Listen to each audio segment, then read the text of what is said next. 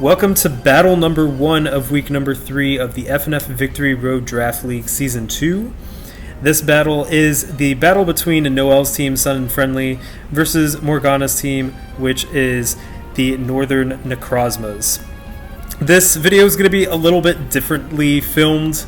Unfortunately, Lionhugs and Fingered Witch actually did a commentary video live, but there was a graphical error on Lionhug's computer and the battle actually wasn't captured, so it was just audio. Unfortunately, that happened. I'm still going to listen to the audio. I tried to find a way to transcribe the audio over replay, but because the replays are automated, it didn't quite work. But shout out to Lionhugs and Fingered Witch for doing that. I appreciate the effort. And so unfortunately, we're going to have to do Plan B, which I've been wanting to do for a little bit anyways, just to try it out. So this battle already happened. This is a replay. And it's going to be a post-battle commentary from the people who battled themselves. So I actually have Morgana here with me on commentary. And so we'll be saying our thoughts before the battle. I'll commentate the battle, and then we'll be saying our thoughts after. So Morgana is right here. I am Morgana, and I am a part of Plan B. Not Morgan. Morgana. Not Morgan. So, before we begin our initial thoughts, I'll just give a reminder. There's no Mega Pokemon on my team. On Morgana's team, Mega Garchomp, Gunkerton. And then the Z Pokemon available are actually, all the Z Pokemon showed up. There's Arcanine with any Z move, and Volcarona with attack Z moves. And then there's Necrozma with any Z moves, and then Zeraora with attack Z moves. So all 4 Z Pokemon appeared in the fight. And this was a pretty intense battle to team build for, because I think this was the first Weather Wars by auto-induced setters. It's been weird because week 1 I was versus Benji and he used rain, but it wasn't an auto rain setter. Week 2 I was versus Edgar, who also benefited from the sun. And now week 3 I'm versus Sand and the first auto setter of a weather that's contrary to mine. So it's been interesting running Sun in this league. But I've talked a lot, so I want to let you start with some of your initial thoughts. Just I guess, what were you expecting from my team, and what did you team build for with those expectations? Well, the big thing I team builded for was I was expecting you to bring a lot of status, because I saw your battle before, and you really liked running Will-O-Wisp on your Rotom, and you really liked running Yawn on your Torkoal. So I tried to prepare for that. So I actually ran Lumberry on Necrozma and Tyranitar. Oh, interesting.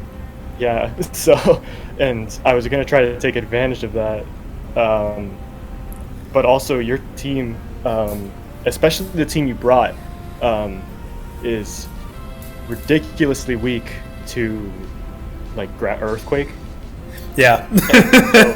so as soon as I saw this team of 6, I was licking my chops, because I'm like, okay, Garchomp can just come in here and run rampant. Yeah, I definitely took a risk this week, because I know my team is weak to Earthquake. I know my team is weak to Stealth Rock. Very. So, but I don't know, something in me was just just go for it. Because I actually, funnily enough, I was leaning more towards a defensive playstyle with status. I had Torkoal with Will-O-Wisp originally. And I actually had Rotom Fan on my team originally with Will-O-Wisp. But the more I team built and I analyzed your team, the more I realized that your team is really offensive, and right. I didn't want to slow down momentum too much by trying to focus on defensive plays. I actually had my team right now actually looks a lot different than it was when I first conceptualized it. before my third eye opening bath. Like I team built, and I had Mesprit with like dual screens. I was actually gonna run Klefki with like Calm Mind, Dazzling Gleam, Psyshock for some reason. I was just like, let me just try this out and see. And I had Rotom Fan, and I didn't have all those fire types. Right. I actually didn't bring Arcanine or Volcarona. So when I went in the bath, I was just sitting there and I was like, that team's way too offensive for me to be pulling. Yeah. Well, So also in the end, I only really have like even the Pokemon that didn't come. I think my only Pokemon that can actually Earthquake are Tyranitar and Garchomp. I don't think I have anybody else. Unless yeah, I'm missing somebody. yeah, I So, think that's if correct. you just got rid of them, then yeah. And that was my plan. That was my plan going in. Klefki was actually made to be a Tyranitar and Garchomp counter that was weak to them hypothetically, but could use Air Balloon and Magnet Rise to avoid the Earthquake. So it was a really risky plan to use Klefki in that manner, but I think the one thing that I was like praying that you didn't bring was like special attacking fire blasting Garchomp, because not only could it take down Klefki, but it would benefit from the sun. So I was like, please don't bring that. Please No, don't bring I that. actually I had Fire Punch on Tyranitar. That's why I switched into him. Well, Oh, okay. You'll see here. But I did have Fire Punch on Tyranitar to deal with Klefki, but I probably should have had a lot more than that, because I think that was the only fire move I brought. Yeah, I was expecting like fire moves on quite a few things, because like why not take advantage of my sun when you can? And Yeah, but at the same time, you have half your team is fire. yeah, true. And then there's also like I was expecting you to bring Tyranitar to disrupt my sun, and also Garchomp, and even and Necrozmas. So I was like, oh god, there's 3 Pokemon that could use Stealth Rock that are probably all coming. so I was really wary of that too. So I had Defog on Klefki. And it's funny because I didn't have Stealth Rock on any of them. Really? No. Well, now you know, if we face each other in the future, Stealth Rock is OP against me. Use Yeah, it. my plan was to kill you fast, and it didn't work. So, yeah. I also thought that spikes on Klefki was kind of important, because I did a lot of calcs, and with Arcanine especially, but with Venusaur and Volcarona too, there's Pokemon that like it was a 50% chance to one-hit KO, or like the margin was there that there was a chance it couldn't one-hit KO. So spikes like would guarantee that I'd fall within like the favorable margin. So actually in this battle, spikes was really important to me. Right, which is exactly what I didn't want. Yeah, I usually don't run spikes because I haven't brought Klefki yet, and usually I'm like, why run spikes when I could just run Stealth Rock? But yeah, I pretty much went with I had a 50-50 chance of you going either with focus on status or focus on hazards, and I guessed wrong, though. Definitely put me at an disadvantage right away. Did Rotom have Defog? Rotom did not have Defog. I'm curious to know what your Rotom set was, but we're getting a little too spoilery here, so yeah, I'll tell you at the end. So we'll jump into the commentary now. So I'm just going to commentate the battle pretty quick, and then we'll give our final thoughts after. So hope you enjoy the battle. All right, so I'm pressing play now. All right, so turn 1, Fire Pup, the Arcanine versus Gunkerton, the Garchomp. The Intimidate's going to bring Gunkerton's attack down. In comes Klefki, though, to avoid that Earthquake, and Gunkerton Mega Evolves. Earthquake is the move that's used. Air Balloon allowed Keyheart to avoid that Earthquake. Rejected the Tyranitar because Puff rejected it. Sad. Comes out. Keyheart goes for the Play Rough, and it hits pretty hard, doing 40%. Another Play Rough doing about 42%. Rock Slide's going to be used to pop that Air Balloon. And now there's no balloon on Keyheart. And Zeraora Jet Setter is actually going to come in. Keyheart goes for the Magnet Rise, though, even though there's no air balloon, still to have a immunity to Earthquake. And Fake Out is going to do not too much damage, 5%. And Sandstorm is going to do the sand percent. I think it's 8. 6. I think it is. Oh, okay, 6%. Alright, Plasma Fist hits pretty hard, doing 37%. And Torkoal Warmth is going to come in to set up Sun and to take whatever move Jet Setter has coming. It's going to be a Black Hole Eclipse. I'm guessing it's a Z knockoff. Z Throat Chop, actually. It's for Bayonet. Oh, okay. Z Throat Chop. Rejected comes back, changing the Sun to Sand, and Stealth Rock is going to be set up to layer with those spikes. And Machamp Willpower comes in, taking an Earthquake, does about 42%. Sandstorm's going to bring it down to almost half, but Machamp goes for the Bullet Punch to take out Rejected the Tyranitar. Sand is no longer an option, so this is the last time we'll see Sand being auto set up in this battle. Gunkerton comes out, though, to take advantage of that Sand with Sand Force, fires off a powerful Earthquake, taking down Willpower.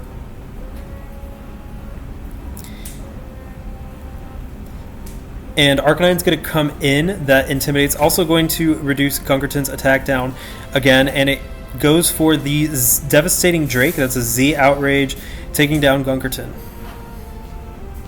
That caught me by surprise. Priestess is going to come out now, the Sand is now gone, and the layered spikes with Stealth Rock puts it down to KO percentage for Wild Charge, which proceeds to KO. Zeraora Jet Setter is going to come out, also hurt by those Stealth Rock and the spikes. Torkoal Warmth is going to come out, setting up Sun once again and taking that Fake Out. It does about 9%.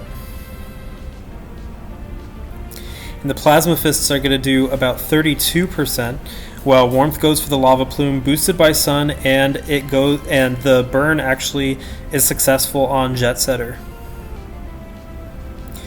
Full Bloom the Venusaur comes out, taking advantage of the fact that Jet Setter is burned and that it resists electric. And now Full Bloom goes for the Growth. Due to the Sun, it's going to raise both attack and special attack by 2 levels instead of 1.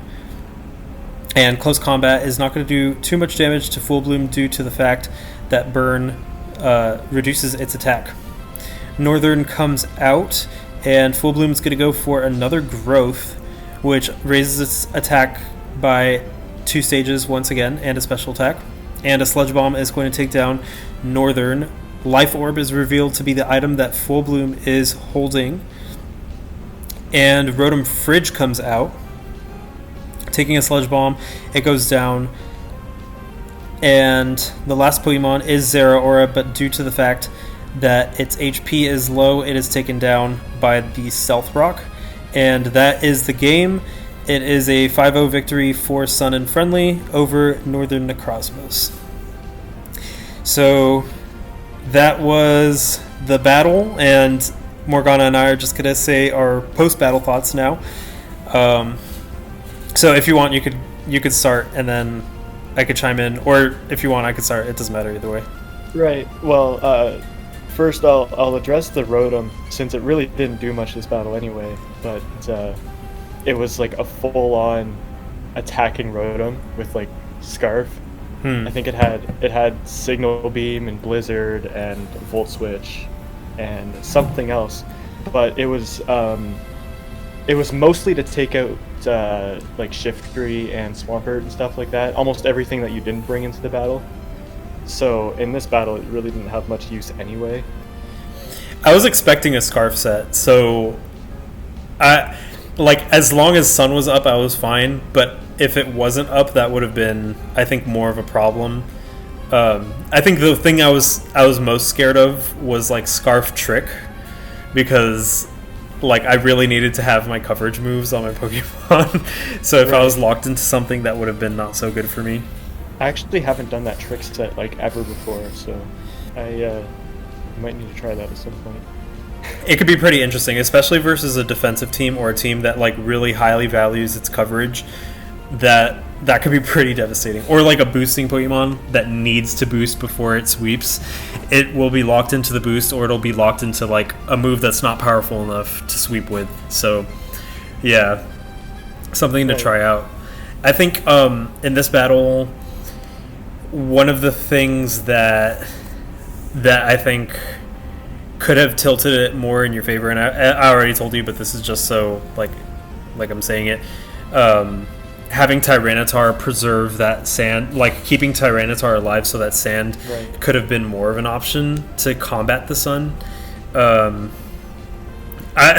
was really scared of Assault Vest Tyranitar because I was looking at it, and Assault Vest 252 HP Tyranitar survives Volcarona +1 Bug Buzz, like, and I think pretty easily too. Like it does like 60 or something like that, and I'm like, what the hell? Like, yeah, that thing's a monster. Well, also in the sand, right?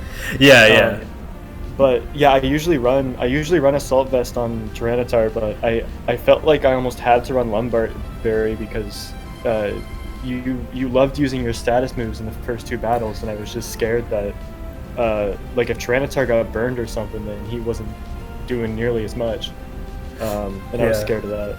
Do you have a Pokemon with Heal Bell or Aromatherapy? Not in this battle. Because maybe that would have been a way to like, somehow remedy that. So. Oh, Wigglytuff, yeah. See, the fatal flaw is not bringing Wigglytuff.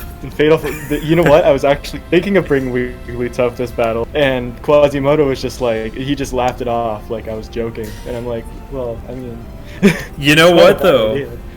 I considered Specs Wigglytuff. I was like, Wigglytuff is not to be slept on. Like, if Wigglytuff comes out against Klefki and it fires off like a Specs Fire Blast or something, Fire Blast or Flamethrower, I'm not sure if it gets Fire Blast, but it gets both, I think. Oh, okay, yeah. So, and you could have benefited from Sun, so it's like not to be slept on. Wigglytuff is not to be slept on because it could be used in surprising ways, which is really good in draft.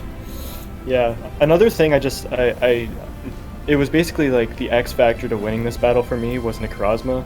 I had Calm Mind, Trick Room, Photon Geyser, and Power Gem.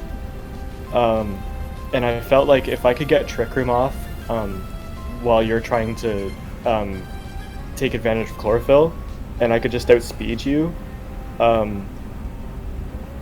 Calm Mind with Power Gem or Photon Geyser, I think one-shots all of your Pokemon. Maybe not Klefki. Not Klefki. Maybe not Torkoal either, but the others probably. Torkoal, I think it did. In the calc, I think it was a roll. I can't remember.